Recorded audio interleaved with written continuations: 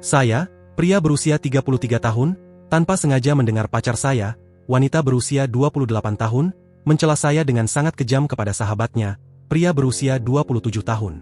Ketika saya bilang kejam, saya maksud sangat kejam. Pacar saya, Jenna, dan saya telah bersama selama 2 tahun, sedikit lebih dari itu.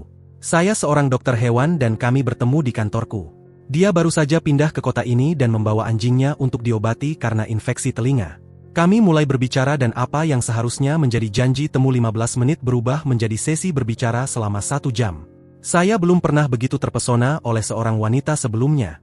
Sebelum Jenna, saya menjalani gaya hidup bujangan. Saya mulai berpikir bahwa saya akan tetap sendirian selamanya. Meskipun gaya hidup itu yang hanya berisi hubungan sembarangan mulai terasa sangat membosankan dan hampa.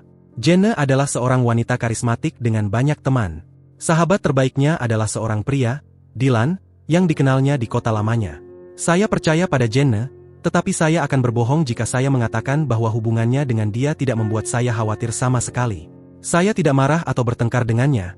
Dia sudah meyakinkan saya bahwa mereka adalah teman seumur hidup dan tidak pernah memiliki hubungan seksual. Saya merasa aman dan saya tidak gila.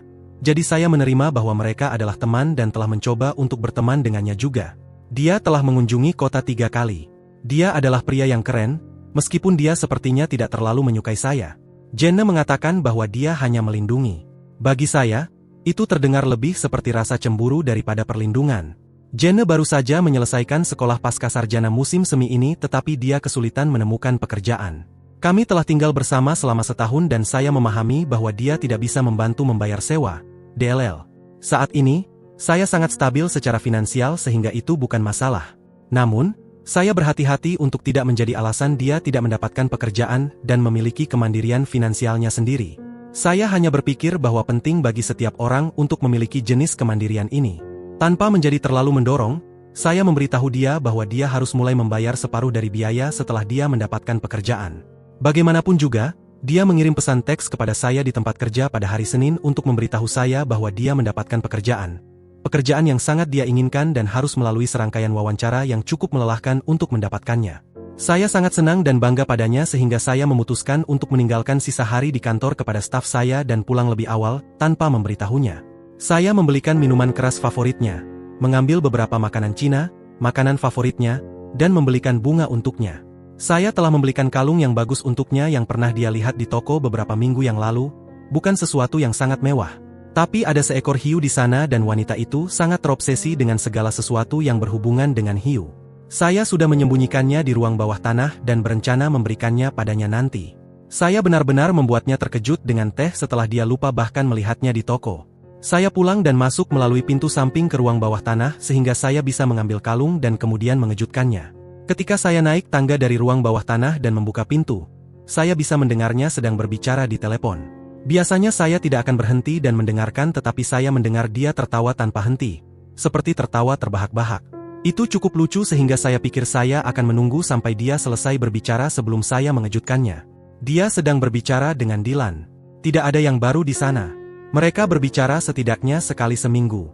Lalu saya mendengar tentang apa yang mereka tertawa-tawa itu. Saya butuh beberapa menit membosankan untuk menyadari bahwa dia sedang tertawa tentang kehidupan seks kita. Dia mengatakan sesuatu tentang bagaimana tidak. Dia bahkan tidak bisa dibandingkan dengan mantan pacar, XBF. XBF setidaknya memiliki 3 inci lebih daripada dia. Saya merasa buruk setiap kali saya makan wortel bayi di sekitarnya karena itu pasti membuatnya trauma melihat saya mengunyah sesuatu yang ukurannya sama dengan dia. Itu hampir lucu jika tidak begitu menyedihkan. Tubuhnya luar biasa selama dia tetap mengenakan boxer. Banyak tawa. Jadi, lihat, saya tidak peduli dengan pendapat orang-orang di Reddit tentang ukuran alat kelamin saya. Tetapi, saya pikir penting untuk mengatakan bahwa hal yang dia ejek itu bahkan tidak benar, yang menurut saya, membuatnya lebih menyakitkan. Saya tidak tahu tentang mantan pacar. Mungkin dia seperti kuda, tetapi saya sangat rata. Sederhana saja. Tidak ada yang istimewa untuk dibicarakan, tetapi juga bukan sesuatu yang menggelikan. Saya tidak pernah merasa minder, itulah adanya. Mendengar dia meremehkan saya kepada pria itu yang dia tahu saya merasa khawatir tentang itu sangat menyakitkan. Menyakitkan tidak cukup untuk menutupinya. Dia juga mengejek saya karena tampan tetapi tidak terlalu cerdas. Saya sebenarnya sangat terdidik. Ini sama sekali bukan masalah bagi saya. Saya tahu saya cerdas. Tampan dan sangat cerdas dengan penis berukuran rata-rata. Terima kasih banyak. Saya pergi setelah itu. Apakah saya melemparkan bunga dari jendela mobil saya? Ya. Apakah saya menangis di tempat parkir? Ya. Saya pikir dia mungkin mendengar pintu ruang bawah tertutup.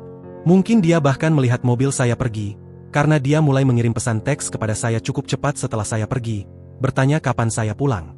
Itu hari Senin dan saya belum membicarakannya. Saya tidak tahu bagaimana caranya. Saya pikir saya masih memproses semuanya. Ini sangat memalukan dan menyakitkan. Tapi, sialan saya mencintai gadis ini. Tidak mengatakan bahwa saya akan memaafkannya.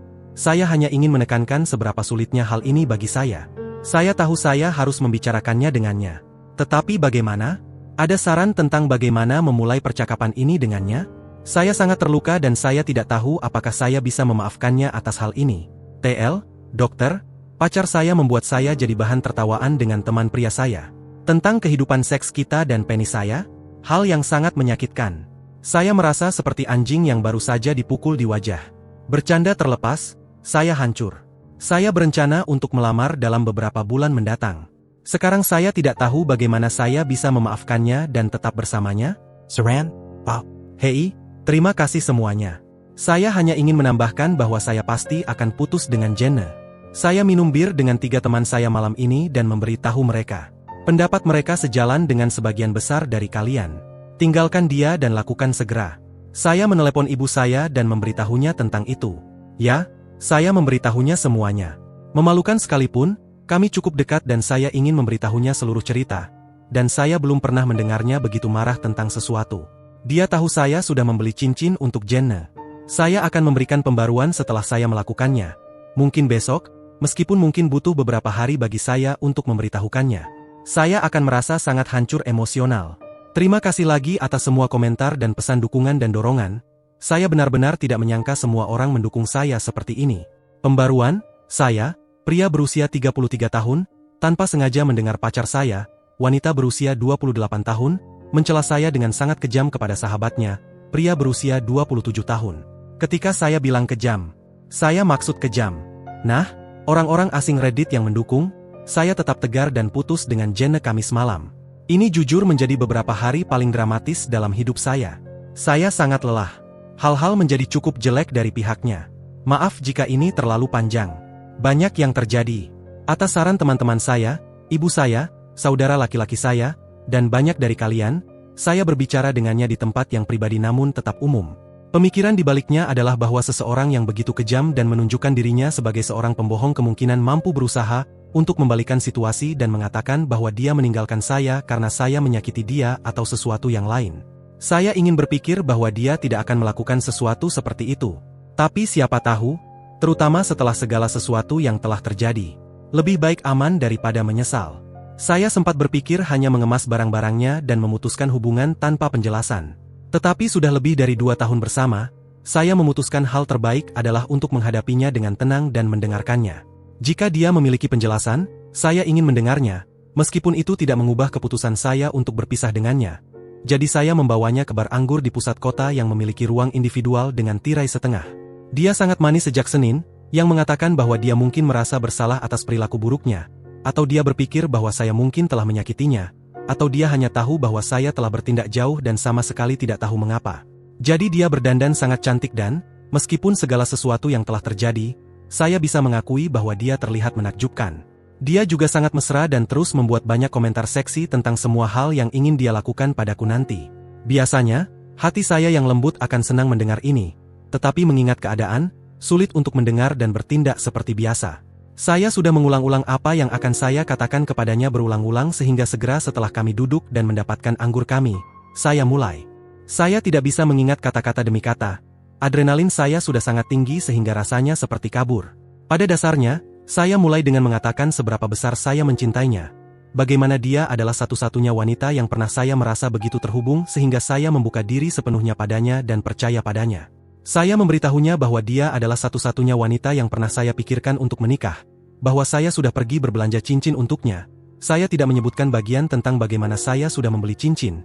Dan bahwa saya benar-benar membayangkan memiliki anak dalam beberapa tahun ke depan. Dia terus-menerus mengganggu saya untuk mengatakan atau memberitahu saya seberapa besar dia mencintai saya juga. Kemudian saya menatapnya dan bertanya kepadanya dengan tegas mengapa. Jika dia sangat mencintai saya, dia dengan kejam mengolok-olok saya kepada Dylan. Saya harus mengakui, tatapan wajahnya agak memuaskan. Seperti yang diharapkan, dia membantah pada awalnya dan bertindak seolah-olah dia tidak tahu apa yang saya bicarakan. Dia mengatakan bahwa Dylan tahu seberapa banyak dia mencintai saya, dan bahwa dia tidak pernah mengolok-olok saya padanya. Saya hanya menatapnya dan mengatakan sesuatu seperti "Mari, Jenna." Tetapi dia masih membantah bahkan setelah saya memberitahunya bahwa saya pulang lebih awal pada hari Senin dan telah menyakiti dia. Itu cukup membuat frustasi tetapi saya tetap tenang. Saya hanya memberitahunya bahwa dia dan saya sama-sama tahu bahwa dia sedang berbohong dan bahwa hal-hal yang dia katakan tidak bisa dimaafkan dan saya tidak bisa membayangkan mengapa dia akan mengatakan hal-hal seperti itu kepada siapapun. Apalagi Dylan, terutama karena dia berbohong hanya untuk bisa mempermainkanku.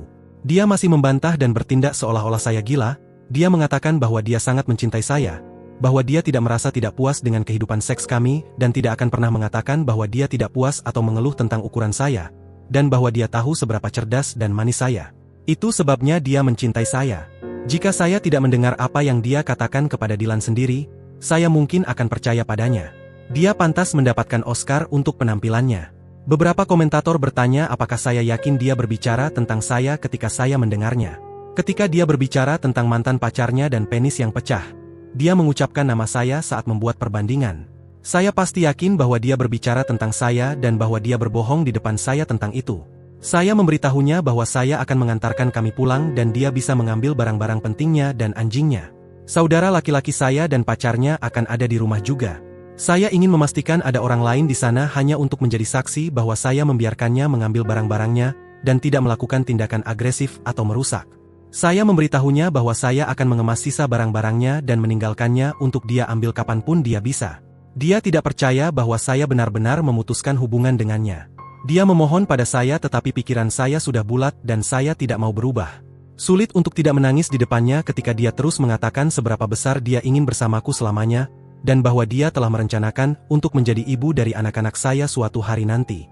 Saya memiliki rumah saya dan karena Jenna tidak membantu dengan biaya dengan membayar sewa atau utilitas, saya tidak terlalu khawatir dengan jujur, mengusirnya. Dia terus bertanya kepada saya apa yang seharusnya dia lakukan dan di mana dia harus tidur. Saya memberitahunya bahwa itu bukan masalah saya lagi dan bahwa dia memiliki banyak teman yang bisa tinggal bersamanya sampai dia mendapatkan tempat sendiri. Secara keseluruhan, semua perabotan dan dekorasi adalah milik saya. Dia hanya memiliki pakaian dan perlengkapan mandi, DLL. Untuk keluar, semua penataan ulang yang dia lakukan di rumah saya dilakukan dengan uang saya. Lalu air mata datang, dia mulai menangis dan mengatakan bahwa dia tidak mengerti bagaimana saya bisa melakukan ini padanya. Dia mengatakan bahwa dia pikir saya adalah orang yang baik jutaan kali. Saya memberitahunya bahwa saya orang yang baik, itulah sebabnya saya tidak hanya melemparkan barang-barangnya di halaman depan, mengganti kunci, dan memberinya penjelasan. Lalu, saya bersumpah kepada Anda, wanita ini menghujamkan pisau lebih dalam. Dia mengatakan bahwa dia tidak tahu mengapa dia mengatakan hal-hal itu kepada Dylan. Dia akhirnya mengakui, dan mungkin itu karena Dylan membuatnya menjadi yang terbaik baginya dan dia dapat tertawa tentang hal-hal yang biasanya membuatnya menangis. Saya kira seperti penis saya. Saya memberitahunya bahwa saya merasa sangat sedih jika apa yang saya dengar adalah dia dalam kondisi terbaiknya. Itu picik dan biasanya saya di atas membuat komentar sinis. Tetapi saya memberitahunya bahwa dia bisa kembali ke kampung halamannya dan tinggal dengan Dylan atau mantan pacar berpenis 9 inci. Sangat mengejutkan melihat betapa cepat air matanya menghilang. Ternyata saya adalah orang yang tidak tahu bagaimana memperlakukan wanita. Saya adalah pecundang, penis saya kecil, saya akan sendiri selamanya. Dia sebenarnya tidak pernah mencintai saya dan saya lebih seperti teman baginya tetapi dia tidak ingin menyakiti saya sehingga dia tetap bersama saya. Sangat masuk akal? Dia akan mengatakan tidak jika saya melamar. Sekali lagi, saya adalah pecundang dan orang yang tidak tahu bagaimana memperlakukan wanita.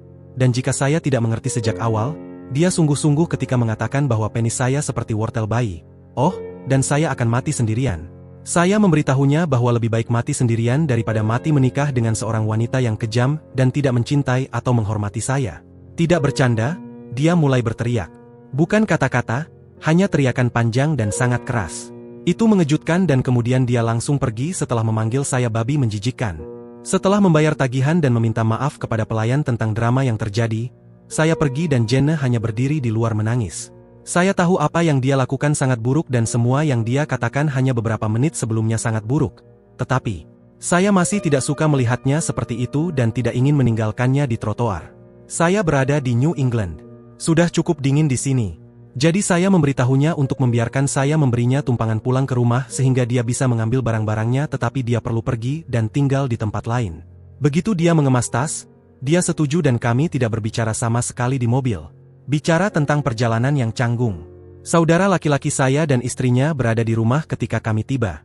Istrinya tinggal di dalam sementara Jenna mengemas beberapa barang dan saudara laki-laki saya menunggu di luar bersama saya. Semuanya berjalan cukup lancar dan dia punya teman wanita datang menjemputnya. Saya mendapatkan kunci saya kembali darinya sebelum dia pergi. Dia mengirimkan pesan teks kepada saya sepanjang malam dan pesan-pesan itu bervariasi dari minta maaf hingga sedih, marah hingga sangat marah, dan kembali lagi. Saya tidak menjawab satupun dari mereka dan hanya mengirimkan pesan teks kepadanya kemarin pagi untuk memberitahunya bahwa barang-barangnya ada di beranda dan bahwa dia harus datang mengambilnya saat saya sedang bekerja. Saya tidak mendengar kabar darinya sepanjang hari sampai hampir waktunya bagi saya untuk pulang. Pesan teks yang cukup buruk mengucapkan hal-hal buruk kepada saya. Saya tidak menjawab. Nah, saya pulang ke rumah yang dalam keadaan hancur. Dia merusak segalanya. Saya tidak tahu apakah dia pernah membuat kunci cadangan yang saya tidak sadari, atau apakah dia tahu cara membuka kunci. Tetapi dia berhasil masuk ke rumah dan merusaknya. Dia merusak barang-barang yang tak tergantikan. Dia merusak perabota. Dia menyumbat 2 wastafel dan meninggalkan air mengalir. Dia meninggalkan lemari es saya terbuka dan melemparkan makanan ke seluruh dapur. Semuanya hancur. Satu-satunya hal yang dia lakukan dengan baik adalah mengunci 2 anjing saya di kamar. Saya kira agar mereka tidak terluka oleh kaca atau memakan makanan yang berserakan. Saya memiliki 2 kendaraan, satu untuk penggunaan sehari-hari dan kemudian sebuah SUV untuk bekerja. Saya menggunakan SUV untuk saat saya melakukan kunjungan ke rumah dan mungkin harus membawa hewan besar atau eksotis ke dalam kendaraan untuk mengangkutnya ke klinik. Di tengah semua drama, saya lupa bahwa saya pernah memberikan kunci kepadanya untuk SUV itu jika dia pernah ada keadaan darurat dan perlu mengemudi ke suatu tempat. Saya keluar untuk memeriksa mobil dan dia merusak bagian dalamnya juga. Dia menumpahkan tepung di seluruh bagian dalamnya selain sup tomat. Barang-barang itu hanya barang, saya kira. Lebih pada fakta bahwa dia bisa melakukan sesuatu yang begitu kekanak-kanakan dan buruk di atas segala yang lain. Itu membuat saya tercengang. Akhir pekan lalu saya membawanya ke sebuah pertunjukan, pergi bersama teman-temannya. Kami bermain monopoli 1 malam dan membuat permainan minuman sendiri dengannya. Kami menghabiskan waktu bersama dan menonton Netflix, berhubungan beberapa kali. Dan akhir pekan ini rumah dan kendaraan saya hancur dan begitu juga saya. Menakjubkan bagaimana segalanya bisa berubah begitu cepat. Bukan momen terbaik saya. Tapi saya sangat marah sehingga saya langsung memesan 25 pon wortel bayi dari Costco dan mengirimkannya ke rumah temannya. Alamat ke Jenna. 100 pon wortel bayi. Mereka memberikan pengiriman dalam 1 jam. Saya mendapatkan sejumlah pesan menarik dan menghina darinya malam itu. Ya, itu picik, tetapi satu-satunya penyesalan saya tentang hal itu adalah bahwa itu adalah pemborosan makanan. Mudah-mudahan dia menyumbangkan atau memasak sebagian dari wortel tersebut atau sesuatu yang lain. Jadi, begitulah. Saya memblokirnya semalam setelah pesan-pesan buruk darinya terus berdatangan. Saya merasa sangat tertekan saat ini dan saya sudah menangis lebih dari biasanya. Jelas bahwa saya sudah membuat keputusan yang tepat. Jenna jelas tidak stabil secara emosional atau matang. Dia benar-benar kejam dan saya tahu saya pantas mendapatkan yang lebih baik. Saya sudah menghabiskan banyak waktu sejak Senin memikirkan diri saya sebagai pasangan dan mencoba untuk memahami apa yang mungkin menyebabkan dia merasa memiliki rasa kebencian atau sesuatu terhadap saya. Saya akan 100% jujur di sini. Saya bekerja banyak. Saya mencoba untuk tetap meluangkan waktu untuk orang-orang yang saya cintai dan saya mencoba untuk tidak membawa pekerjaan ke rumah ketika saya memiliki hari yang buruk. Tetapi terkadang saya melakukannya. Saya tahu hal ini. Jenna dan saya sudah pernah bertengkar tentang hal itu sebelumnya dan saya sudah benar-benar mencoba merencanakan hari saya sedemikian rupa sehingga saya bisa pulang tepat waktu dan saya sudah mencoba untuk meninggalkan hari-hari buruk di kantor sebanyak mungkin. Namun, siapapun yang menjadi dokter hewan atau bekerja dengan dokter hewan tahu bahwa kami selalu siap dipanggil untuk keadaan darurat. Terkadang kami memiliki pasien yang harus kami periksa atau kami harus tinggal bersama mereka sepanjang malam. Waktu libur bisa menantang. Bisa dilakukan, tetapi menantang. Karyawan saya luar biasa dan bisa menangani kebanyakan situasi. Tetapi saya masih mendapatkan banyak panggilan atau pesan teks dari mereka ketika saya sedang libur atau tidak di tempat pada hari itu. Saya yakin ada saat-saat ketika Jenna merasa menjadi nomor 2 setelah pekerjaan saya. Nah, saya pikir saya tahu bahwa sudah ada, dia sudah memberitahu saya tentang hal tersebut di masa lalu. Saya telah mencoba untuk membuat perubahan tetapi hanya ada seberapa banyak yang bisa saya lakukan. Sejauh yang saya ingat, saya tidak pernah dengan sengaja jahat pada Jenna. Saya pernah merasa buruk dan grumpy atau absen. Kami telah memiliki perselisihan dan pertengkaran kami, tetapi tidak ada yang tidak sehat atau berlebihan. Saya benar-benar berpikir bahwa kami memiliki hubungan yang kuat dan bahwa kami berdua bahagia. Saya tahu saya bahagia. Sulit untuk tidak mempertanyakan diri saya sendiri dan bertanya-tanya apakah saya benar-benar mengecewakan atau mengabaikannya hingga dia merasa tidak dicintai cukup untuk bertindak seperti yang dia lakukan. Saya tidak tahu. Tapi saya tahu bahwa tidak peduli apa, cara dia meremehkan saya dan cara dia bereaksi terhadap putusannya sangat tidak pantas. Saya tidak pantas mendapatkannya dan itu adalah kesalahannya. Jadi terima kasih telah memberi dukungan. Reddit. Sungguh menyenangkan membaca semua kata-kata baik dan saran. Saatnya bagi saya dan wortel bayi saya untuk akhirnya menemukan wanita yang menghargai kami apa adanya. TL, dokter, saya memutuskan hubungan dengan Jenna Kamis malam. Tidak berjalan baik. Dia menjadi jahat dan akhirnya merusak rumah, mobil, dan saya. Tetapi saya melakukannya. Semuanya berakhir, dan saya telah memblokirnya dari telepon saya, media sosial. Saya juga mengirimkan 100 pon wortel bayi kepadanya dalam momen kelemahan kemarahan. Saya membuat laporan polisi dan mengambil foto-foto, yang diharapkan akan membantu mendapatkan kembali beberapa uang yang hilang melalui asuransi. Sama halnya dengan laporan polisi, sangat diragukan apakah akan ada tindakan lanjut karena saya tidak dapat membuktikan itu adalah dia. Hal yang sama berlaku untuk mencoba menuntutnya di pengadilan tuntutan kecil. Dan jujur, saya lebih memilih tidak berurusan dengan dia lagi. Saya berharap asuransi akan menutupi kerusakan dan hanya melanjutkan hidup saya.